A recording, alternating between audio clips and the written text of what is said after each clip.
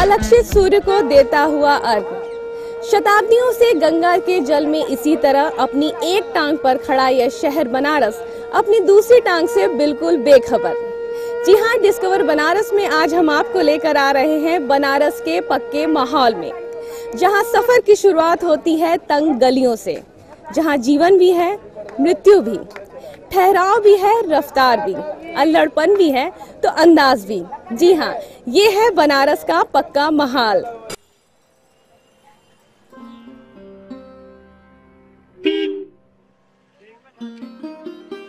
बनारस, वाराणसी और काशी, शहर एक, नाम अनेक। उत्तर प्रदेश में गंगा के तट पर स्थित इस प्राचीन नगर का जीवंत एहसास यहाँ आकर ही किया जा सकता है।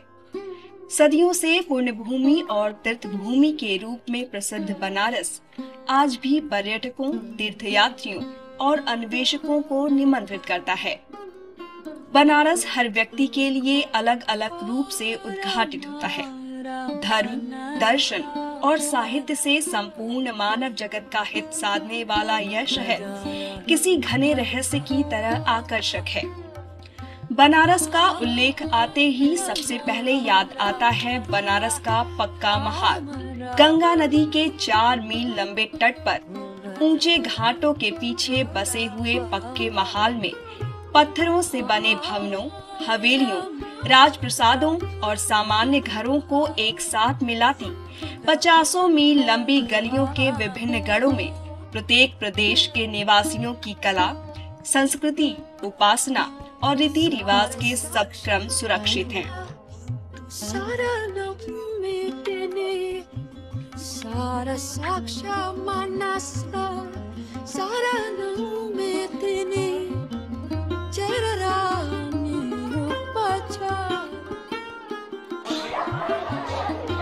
घाटों का शहर कहे जाने वाले बनारस के घाटों पर ही बसा है बनारस की गलियों की शान, पक्का महाल।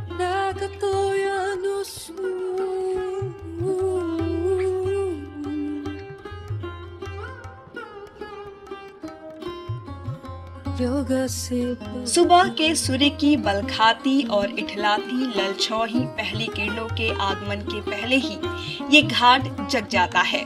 स्लेटी रोशनी में आकृतियां घाटों की सीढ़ियां उतरने लगती हैं। सुबह की नीरवता में हर डुबकी के साथ आती छक की आवाज रात की तंद्रा तोड़ती है।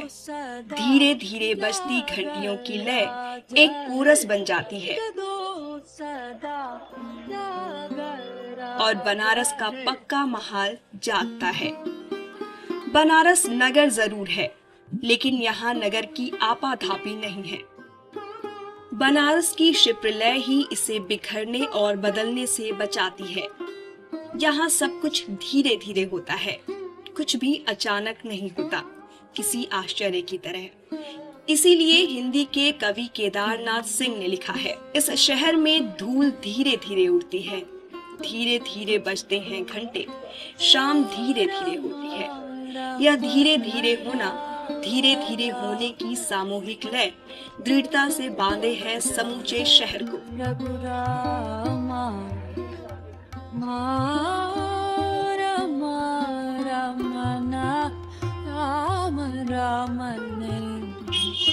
पक्के महाल में पैर रखते ही आपको इसके अलग और अनूठा होने का अंदाजा लग जाएगा। तंग गलियों में ऊंचे ऊंचे मकानों को देखकर आपकी आंखें इन पर बरबस ही टिक जाएंगी।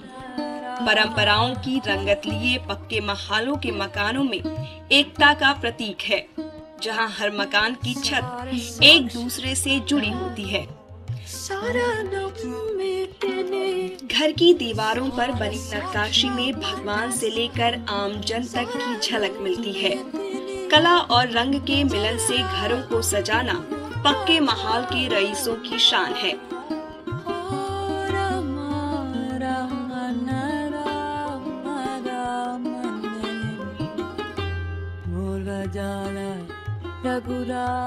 यहाँ घरों के दरवाजे सुरक्षा की दृष्टि से बनाए गए हैं, इसलिए यहाँ के दरवाजों का आकार छोटा होता है।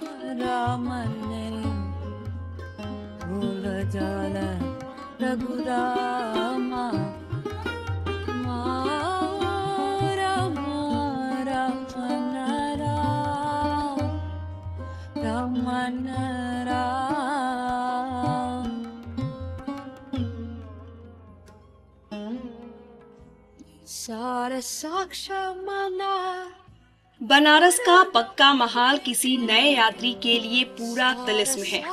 यह तिलिस्म धीरे धीरे खुलता है। कहा जाता है कि पक्का महाल को जल्दबाजी में नहीं महसूस किया जा सकता। यहाँ के जीवन की लय आत्मसात करने के बाद ही आप इस अनोखे जगह की धड़कन अपने अंदर सुन सकते हैं। काशी के निवासियों के प्राणों में काशी विश्वेश्वर कैलाशपति शंकर के श्रृंगार सौंदर्य का रस भरा हुआ है। शंकर को जलाधार का अभिषेक पसंद है, तो काशी वासी को स्नान, तैरना और जल क्रीड़ा पसंद है। यहाँ लोग स्नान करने के बाद ही कुछ ग्रहण करते हैं। स्नान और उपासना, पूजा, प्रार्थना और वैदिक मंत्रों का घोष ब्रह्म मुहूर्त से ही पक्के महाल की गलियों में चलते हुए स्नार्थियों के कंठों से मंदिरों और घरों से सुनाई पड़ता है।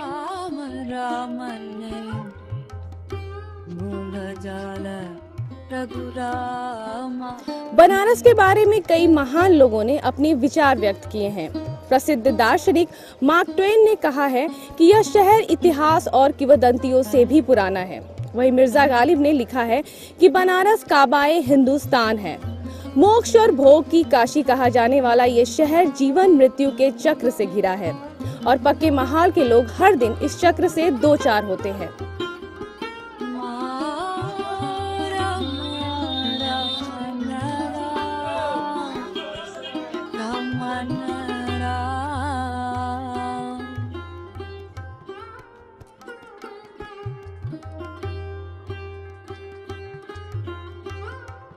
बनारस जीवन से मृत्यु तक का शहर है।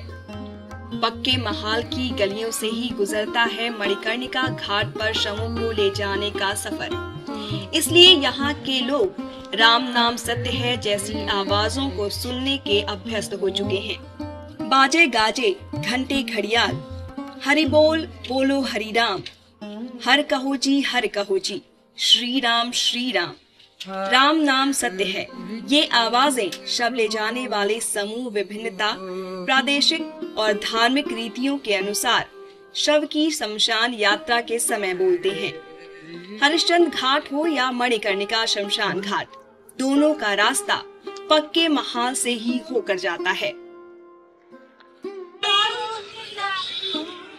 मठों, अन्य क्षेत्रों और संस्कृत पाठशालाओं में रहने, भोजन करने और आने जाने वाले साधु सन्यासी और विद्यार्थी पक्के महालों के जनजीवन को अपनी स्थिति में प्राचीन वैदिक वर्णश्रमी व्यवस्थाओं की ओर ध्यान दिलाते हैं।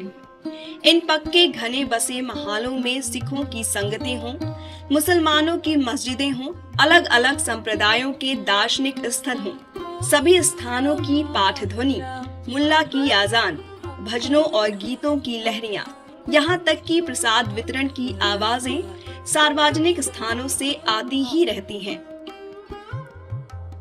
पक्के महाल का रुख करने पर ऐसा महसूस होता है कि यहाँ सभी धर्मों, भाषाओं, रीति रिवाजों और वेशभूषा ने शरण ले रखी हो।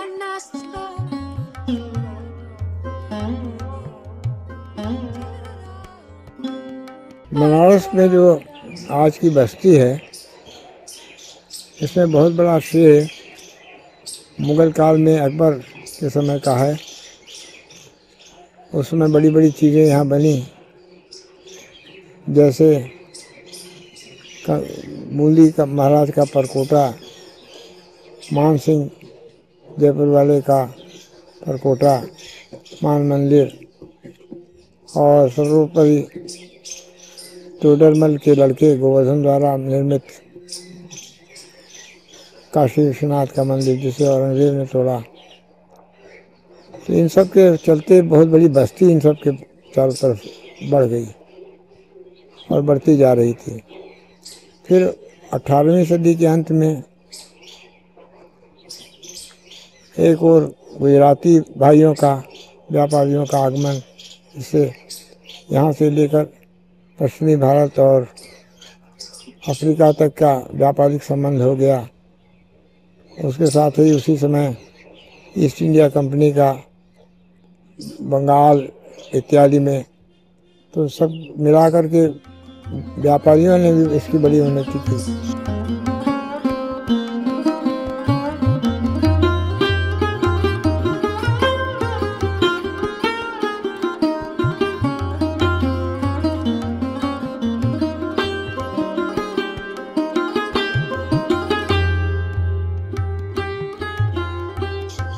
धीरे धीरे बस्ती बढ़ती गई। अब वो एक प्रकार से अगर कहें तो काल भैरव से लेकर के और जर्सी का पुल, शायद अब लोग नाम भी नहीं जानते होंगे, कोदलिया पर के आगे दशाश्वमेध की तरफ, वहाँ तक की बस्ती को आमतौर से पक्का महल कहा जाता था। अब क्यों कहा जाता था ये बताना है।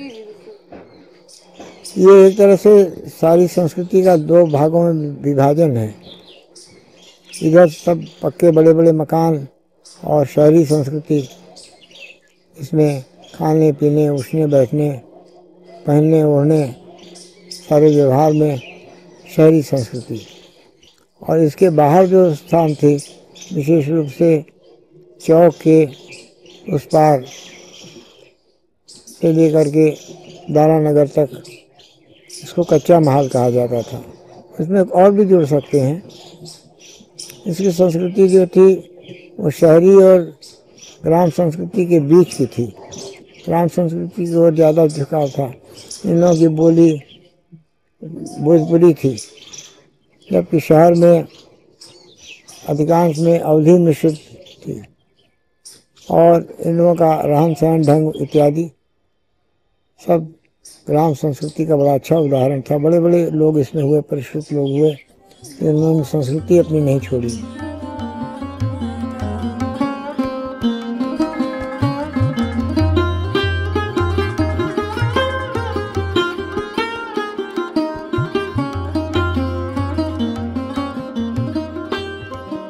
हमको इस समय दो बड़े बड़े मकानों का ध्यान आ रहा है। एक तो नष्ट हो गया, जहाँ पर अग्रसेन कॉलेज है चौखंबा में, और एक दूसरा बंगाली की ड्योढ़ी कहलाती है। उसमें 15-20 मकान, चौक के मकान हैं। लेकिन आमतौर से 2-3 चौक होते थे जो समृद्ध लोग थे। और क्योंकि एक मान लीजिए अंतःपुर हो गया, स्त्रियों के रहने का एक सामान्य हो गया, तो बहुत से मकान ऐसे थे। और इनकी बनावट ऐसी थी कि जिससे गर्मी में ये ठंडे रहते थे, जाड़े में गर्म हो जाते थे। दो चीज़ें बड़ी महत्व की थी, एक तो आंगन और दूसरे ऊपरी छत। और छतों से स्त्रियों का आपस में इतना हिल मिल हो जाता था, जिससे एक परिवार के सदस्य हों, 8-8, 10-10 मकान लोग ऐसे ऊपर से चले जा सकते थे। दोपहर को धूप खाने के साथ साथ सारा काम किचन का बैठे बैठे हो जाता था। और गर्मी में उसको अगर पाल से ढक दिया गया तो आंगन इतना ठंडा हो जाता था, गर्मी नहीं व्यापती थी। गलियों में से निकल करके जब हवा आती थी, गर्म हवा, वो भी ठंडी हो जाती थी। तो ये बड़ा उपादेय था। और डिफेंस की दृष्टि से चोर डाकू ये सब उसमें नहीं घुस सकते थे। महलों में फाटक बंदी होती थी, बड़े बड़े फाटक थे 10-10 फीट 15-15 फीट के। वो एक महल्ले का एक चौकीदार होता था, रात को बंद कर देता था और सामूहिक जिम्मेदारी हो जाती थी सारे मोहल्ले के चौकीदार की। किसी को बाद में आना होता था, किसी कारण से मान लीजिए ट्रेन लेट हो गई या कुछ ऐसा हो गया तो खुलवाना पड़ता था।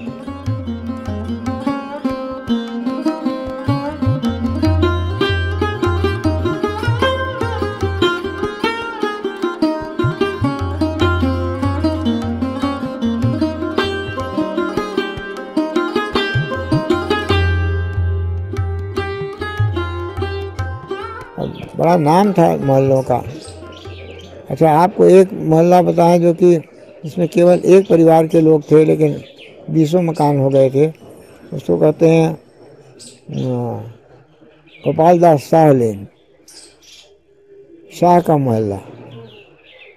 बड़े बड़े लोग हुए, डॉक्टर भगवान दास भी हुए, शिव प्रकाश जी हुए। तो उसमें जितने मकान हैं सब एक ही परिवार के पास थे, उसके भिन्न भिन्न शाखाओं में। बाद में कुछ बिक गए, कुछ दूसरे लोग आ गए, अब वो बात नहीं रही। तीसरी बात जो मैं कहना चाहता हूँ कि पक्का महल की संस्कृति और इतिहास बदल रहा है। बहुत लोग मकान छोड़ छोड़ करके बाहर बगीचों में चले आए। और दूसरी बात यह है कि ये जो पुराने मकान हैं जो आंगन वाले, इनको तोड़ करके अब टूरिस्ट अट्रैक्शन की चीज़ें बनने लग गई। तो इसलिए वो बड़ा खतरा है। हम तो इधर 20 बरस से नहीं गए टिटरी बाजार, सुना कि कितने मकान टूट टूट करके बदलते जा रहे हैं। इसलिए आप बड़ा अच्छा कर रहे हैं कि जो उनका आर्काइविंग कर रहे हैं। पक्के महाल का जनजीवन अपने आप में खोए रहने की मानसिक स्थिति है। सड़क से दूर बसा ये मस्तमौला बनारस मानो आधुनिकता से इसका रिश्ता ही नहीं है। वेश में ही नहीं, चाल ढाल बोलचाल में भी ये अकेले ढंग के हैं। चाय पान की दुकानों पर बैठकी का दौर जब शुरू होता है तो मानो लोगों को यही स्वर्ग मिल गया हो। अपने अल्लड़ अंदाज में लोग एक दूसरे पर ताने मारते दिख जाएंगे, तो कभी जोरदार ठहाके लगाते हुए। स्टाइल, आडंबर और बनावट की यहाँ धज्जियां उड़ाई जाती हैं।